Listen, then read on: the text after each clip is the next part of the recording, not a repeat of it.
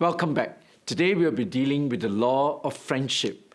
Mother Teresa was often asked the question, what is the cause of the greatest human suffering? And she answered simply, loneliness. Yeah, you may have gathered much in life, but if you have no one to share it with, then life is not complete. If we want a wholesome life, we must develop genuine friendships. And the church is meant to be a fellowship of friends. 3 John verse 14 reads like this, peace to you.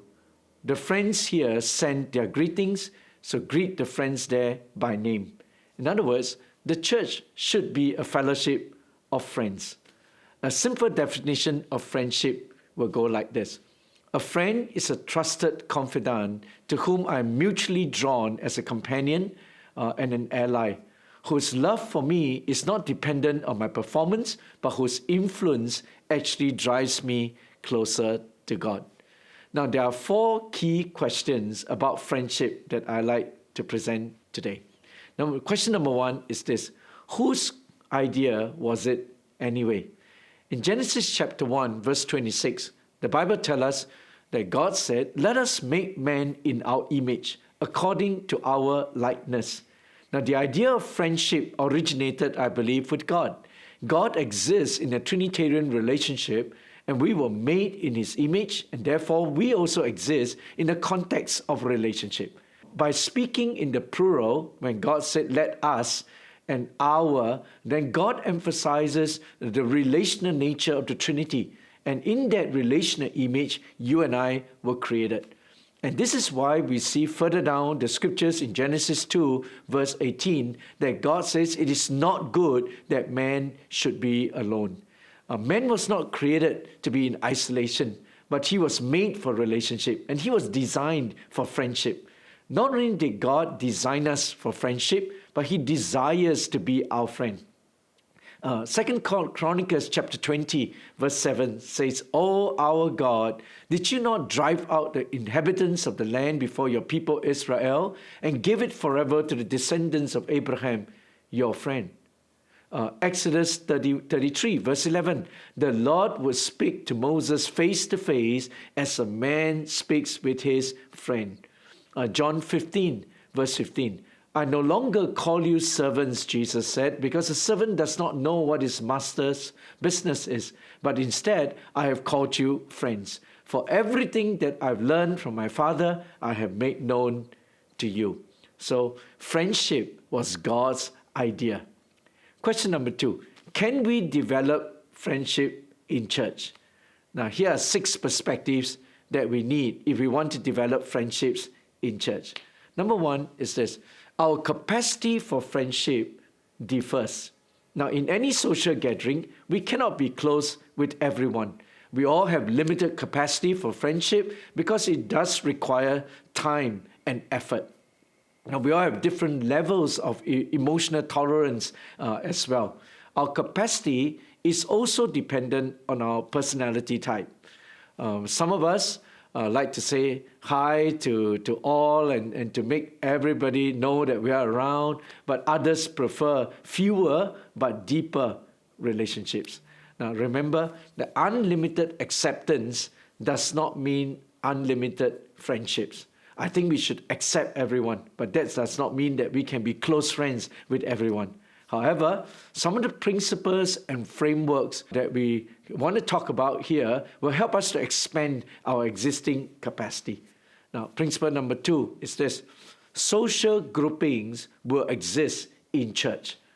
It is inevitable that social groupings will form. Any large number of people must break down into smaller units for meaningful relationships to exist and to develop, and it's unavoidable. Such groupings only becomes problematic when the divisions become exclusive cliques that divides.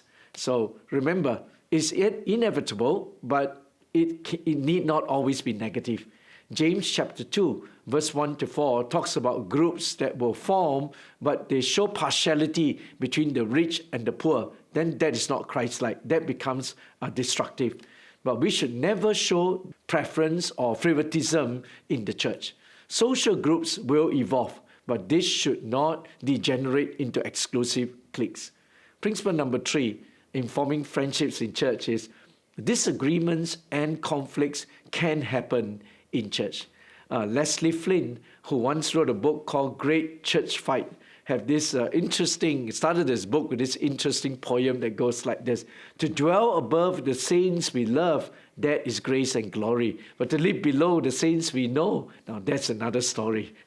And Galatians chapter 6, verse 2, the Apostle Paul says this: bear one another's burden, which means overwhelming load, and so fulfill the law of Christ. Now, conflicts are a part of life. What we need to do in times of conflict is to learn how to resolve them quickly. Now, we learn to affirm each other, forgive each other, and bear one another's burdens.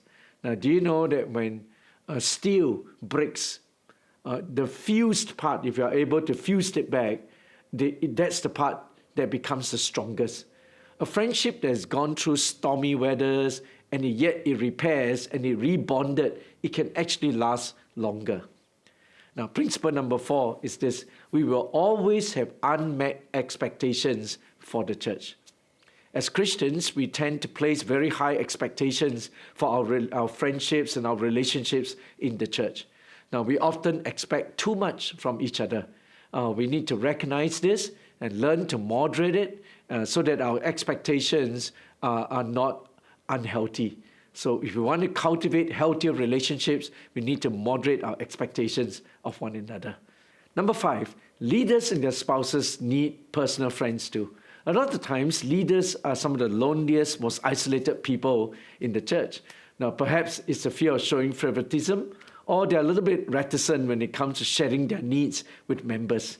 Now, remember, leaders are flesh and blood too, and they too need friendship as much as anyone else. So be a friend to your leaders as well. Number 6, friendship is more than just fellowship or friendliness. See, when we fellowship with one another, we interact over the word and the person of Jesus Christ. And it's great. It can involve everyone of different backgrounds and ages and maturity. It can even take place between strangers. But true friendship involves a personal relationship that needs to be developed over time. Nevertheless, over time, our fellowship can deepen if there are true friendship in the group. Now, friendliness is also not friendship. Friendliness is an action, but friendship is a continuing relationship. Now, fellowship can take place between strangers, but true Christian fellowship cannot continue without friendships in the church. Now, when friendships permeate in the church, then we will begin to experience a new level of worship, a new level of fellowship, because now we have become a fellowship of friends. Now, when this is undergirded with outward friendliness, then strangers can also be drawn into our fellowship and into the church. Now, if there are no true friendship in the church, then friendship evangelism cannot work, because the atmosphere of friendliness and friendship and warmth will not be realistically present. In conclusion, I will say that friendship is a matter of the heart, and it's all about valuing another person. My prayer is that through this time, we will deepen our friendship and truly become a fellowship of friends. Amen.